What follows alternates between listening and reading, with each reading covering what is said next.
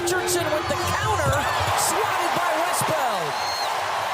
The outlet to Hidalgo, who comes back for it and finds Citron.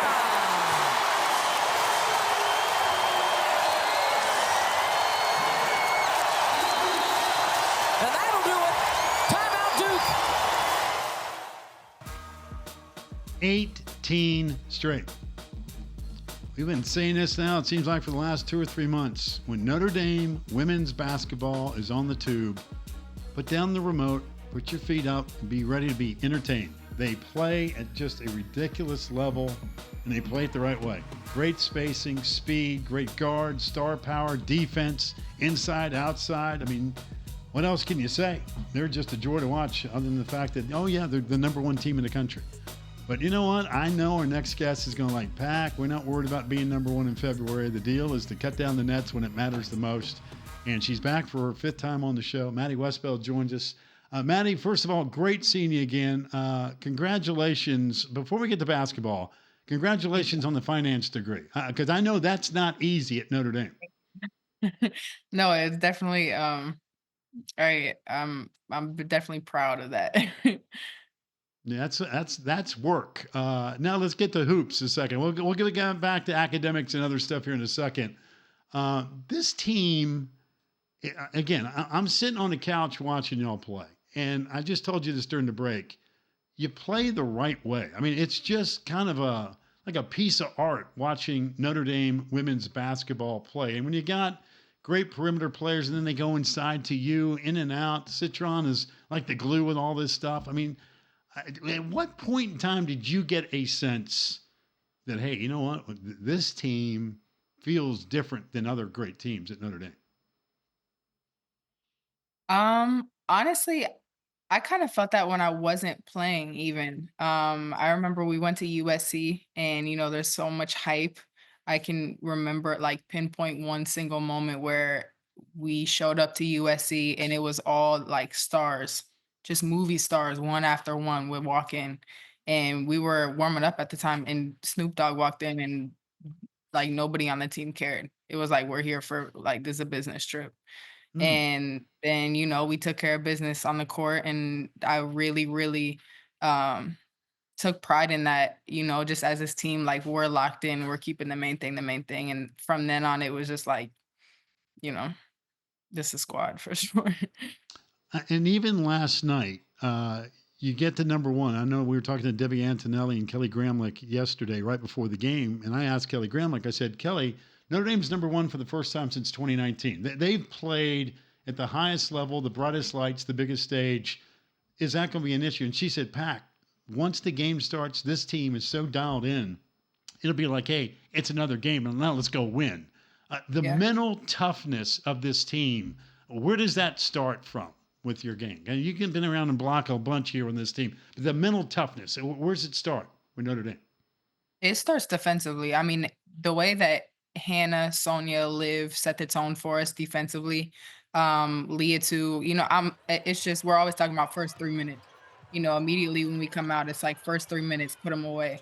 And so I think it's just that mindset, to start out the game. Liv was like, we're like, offense is gonna come. Let's get stops. Let's focus on defense. And so that's something that we really, really wanted to focus on last night. And that third quarter stretch was, that was something crazy. And that's really what we had envisioned for that game. So definitely credit to our guards for setting the tone, meeting their guards up defensively to start out.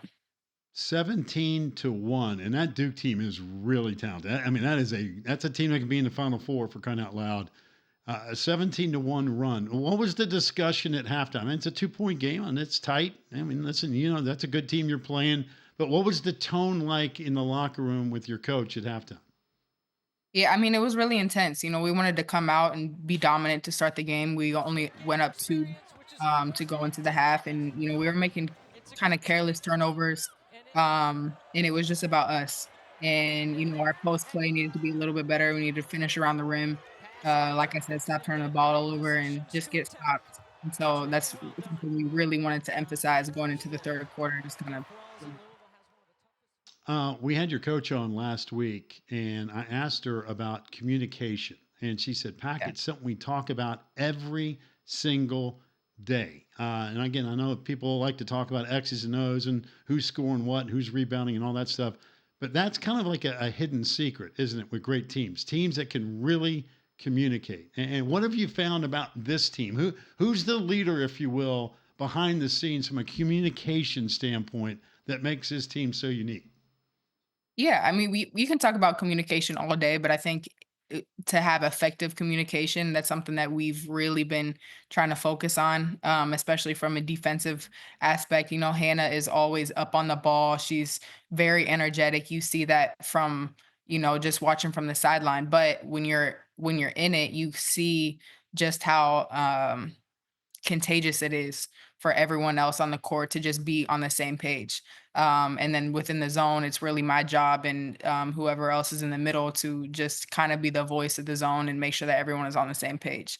On offense, I would definitely say Liv is a great floor general, and she really gets us together in every possession, huddling us up and making sure that offensively we're on the same page, we're staying spaced and just under control. How was your leadership tested during your injury this year?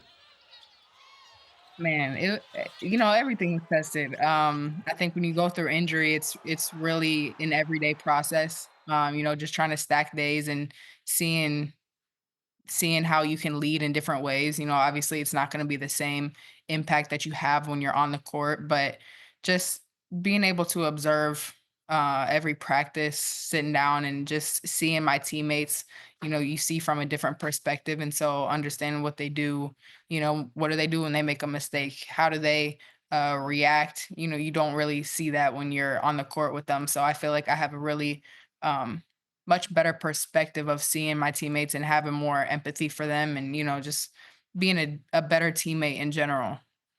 Manny, one time I went to a Mike Krzyzewski practice and I could turn my back to the practice and close my eyes and just listen. And I know this sounds cheesy, but you could feel the intensity of a practice. The sneakers. I mean, just everything seemed efficient behind me. If I went to a Neo Ivy practice and did the same thing and turned my back, what would I hear? The same thing. I think efficiency is something that we really try to emphasize, getting through what we need to get through and not spending extra time on any drill. Try to finish everything. And if we don't do it right, we'll do it again until we get it right.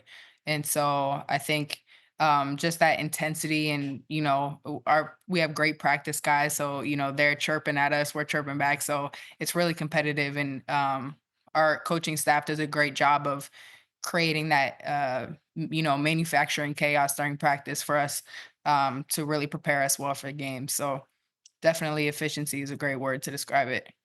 I asked her about her staff last week, and she took a great deal of pride. So to hear you say that too tells me that, hey, it is business as usual, whether it be a Tuesday practice or, hey, it's game time on a Thursday night. It's like, hey, this is what we do at Notre Dame. Yeah, absolutely. Absolutely. Everyone is locked in and everyone is ready to play. Everyone knows the scout so incredibly well. And, it, like you said, is business every day.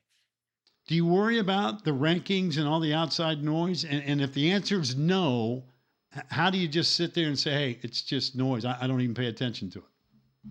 Yeah. Well, actually, last week, Coach Ivy, we kind of understood, there was a possibility of going number one, and she just sat us all down and was making us understand that this is something to be incredibly grateful for and just be present in the moment, but then also understand that, we started out this season with a vision in mind. We had a mission, and nothing changes outside of that. A ranking, outside noise doesn't change any of that. So, keeping the main thing was something that we had said and we all had agreed and um, kind of signed our names on at the beginning of the season, the beginning of the off season. So that's something that you know that's just what it is for us.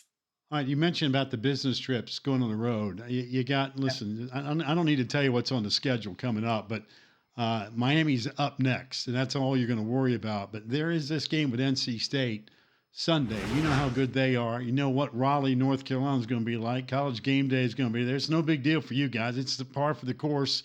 When you're number one, you got the target on you. You know how it works. From a mental perspective, you just talked about the mental toughness of this team. What's addressed as far as a business trip as opposed to playing a game like Duke last night at home? I think it takes, more mental toughness.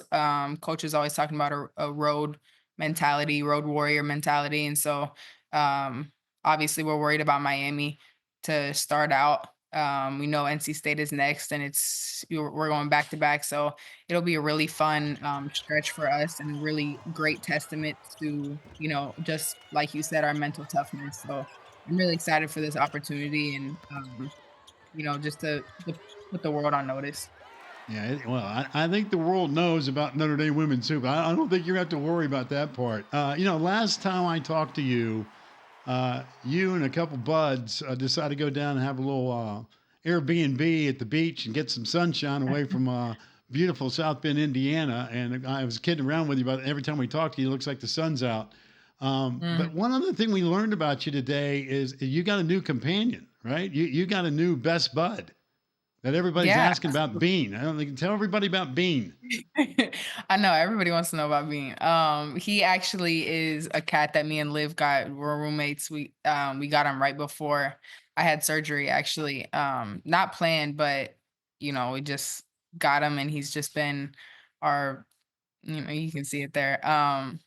I mean, he's just been the best companion. Like going through surgery, I was non-weight bearing on the couch, and so he really is somebody who brought me through, and Liv can say the same thing. He's cool. We bring him to practice and everybody forgets about us and they just want to see Bean and hang out with Bean. So it's cool. So is it BMW or are we going Beam? We actually talked about BMW. That's actually kind of cool. Little Yeah. Beamer cat. Cool. Yeah, Yeah. little Beamer cat, man, that'd be cool, right? And by the way, is this a rescue cat? Where'd you find him? No, well, actually, Sonia has the same breed of cat, and I or cat sat, I guess you Cat's can at. call it. Yeah. Her cat, and I just fell in love with him. His name is Bill. I'm his godmother, and so loved loved him. We actually looked at the same breeder, and so got him a little cousin. So that's Bean. They have little There- play dates when we go on away trips. So and I saw pictures too that Bean just sits there on Olivia's shoulder, walking around like like she's wearing a baseball hat or something. It's crazy, yeah. right? The connection's Mhm. nuts. I know it's crazy. He goes with us everywhere. All right. Little Well, social listen, butterfly. you can't beat a pet. I'm just telling you, man. Listen. I love dogs, and I got Fuller's down here Yeah. with me during the show for the last 6 years, so I totally get the connection when it comes to all that stuff. Listen, I'm proud of you from an academic standpoint. Like I said, getting that degree already in finance is really, really impressive. You've always been great with us on the show. Like I said, stay healthy. And again, it's a joy to watch your team play. You do it the right way and wish you nothing but success, not only for the rest of the year and beyond, because you are a real testament to what it's about being a student athlete at Notre Dame. Fantastic work. Thank you so much. I appreciate it. It was great to be on the show. You got it, Manny. Take care of yourself. You too.